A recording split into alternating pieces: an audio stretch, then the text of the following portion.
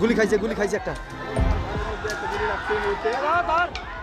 কোটা আন্দোলনের সময় পুলিশের গুলির সামনে এভাবেই বুক পেতে দিয়েছিল আবু সাঈদ। নিশ্চিত মৃত্যু জেনেও বন্দুকের সামনে থেকে পিছু হটেননি। আবু সাঈদের এই সাহসী পদক্ষেপের পর তার প্রসারিত দুই হাতের মতোই প্রসারিত হয় মন্থর হয়ে যাওয়া কোটা আন্দোলন। জীবন দিয়ে আন্দোলনকে ত্বরান্বিত করে গেছেন আবু সাঈদ। আমি মৃত্যুর কোনো ভয় পাই না। পুলিশের আর্মিদের কাছে বলবো যে গুলি কর, আমাকে গুলি কর।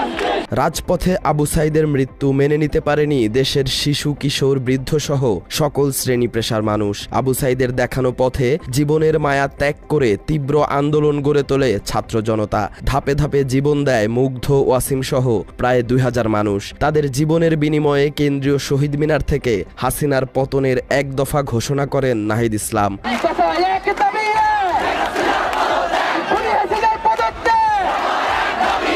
এরই জেরে 5 আগস্ট দেশ থেকে পালিয়ে ভারতে আশ্রয় নেন সাবেক প্রধানমন্ত্রী শেখ হাসিনা।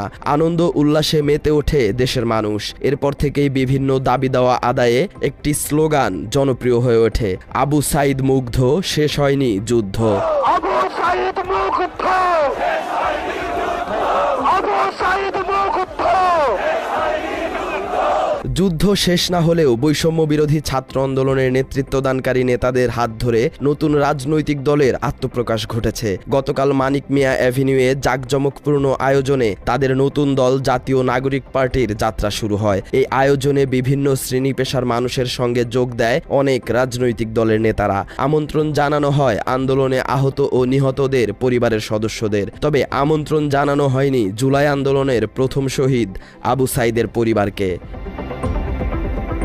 আবু সাঈদের পরিবারকে আমন্ত্রণ না জানানোয় দুঃখ প্রকাশ করেছেন তার ভাই আবু হোসেন। তিনি ফেসবুকে পোস্ট দিয়ে জানিয়েছেন, মনে অনেক দুঃখ ব্যথা নিয়ে পোস্ট করতে বাধ্য হলাম।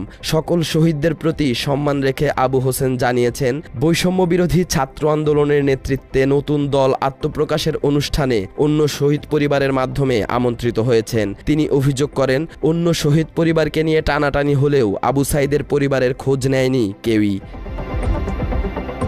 আবু সাঈদের ভাই বলেন, অনেক রাজনৈতিক দলের ব্যক্তিবর্গ ও সাধারণ মানুষ তার পরিবারের খোঁজ নিয়েছেন, তবে বৈষম্য বিরোধী ছাত্র আন্দোলনের কয়জন সমন্বয়ক আবু সাঈদের পরিবারের খবর নিয়েছেন এমন প্রশ্ন করেন আবু হোসেন। তিনি আশঙ্কা প্রকাশ করে জানিয়েছেন, এখনই এই অবস্থা, ভবিষ্যতের কথা বাদ দিলাম। সবশেষ ছাত্রদের নতুন রাজনৈতিক দলের সফলতাও কামনা করেছেন আবু সাঈদের ভাই।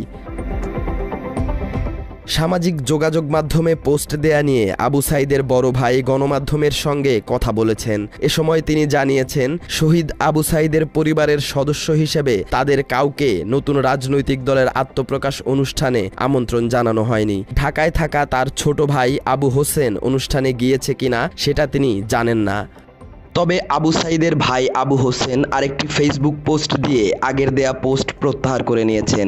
তিনি ক্ষমা প্রার্থনা করে জানান, নাহিদ ইসলাম তাকে ফোন দিয়েছিল, যার ফলে জাতীয় নাগরিক পার্টির উপর আনীত অভিযোগ প্রত্যাহার করে নিয়েছেন তিনি।